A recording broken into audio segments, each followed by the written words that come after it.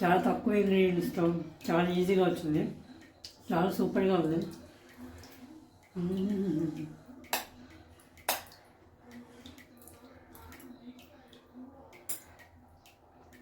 కావాల్సిన పదార్థాలు 3 కోడిగుడ్లు ఉప్పేసి ఉడకబెట్టాను, ఇలా కట్ చేసి పెట్టాను. ఒక ఉల్లిపాయ కొంచెమేమో హాఫ్ కట్ చేసి ఇలాగా సన్నగా కట్ చేశాను, ఇంకో హాఫ్ ఏమో చిన్నగా కట్ చేశాను. 3 పచ్చిమిరకాయలు, కొంచెం అల్లం, కొంచెం తెల్లుల్లిపాయలు ఇలా దంచి పెట్టుకున్నాను.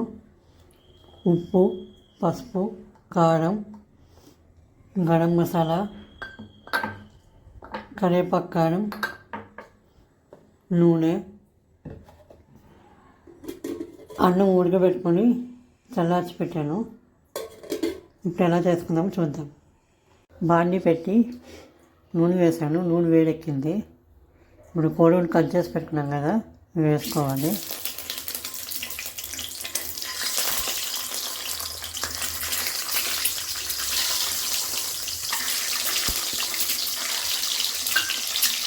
కోడిగుడ్డు వేసినాక 1 మినిట్ ఇలా వేయించుకోవాలి.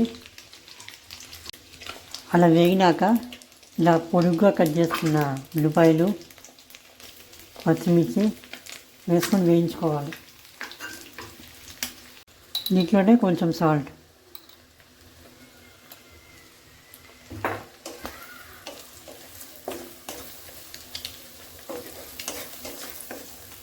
కొంచెం ఉల్లిపాయ కలర్ చేంజ్ అయినప్పుడు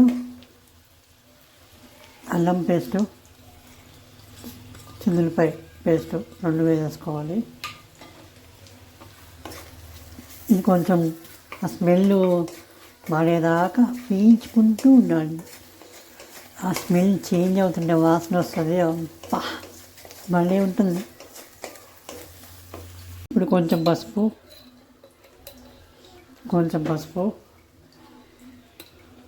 కారం, గరం మసాలా, కరివేపాకు కారం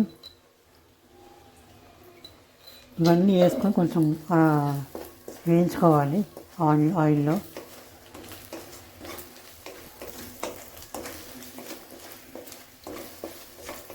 ఒక 1 మినిట్ చాలు. 1 మినిట్ వేస్తే మొత్తం ఆయిల్లో వేగుతుంది.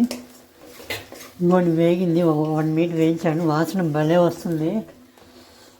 అన్నం వేసుకోవాలి. ఇప్పుడు కొంచెం హై ఫ్లేమ్లో పెట్టుకొని టాస్ చేసుకోవాలి. ఇప్పుడు కలిపేసుకోవాలి మొత్తం.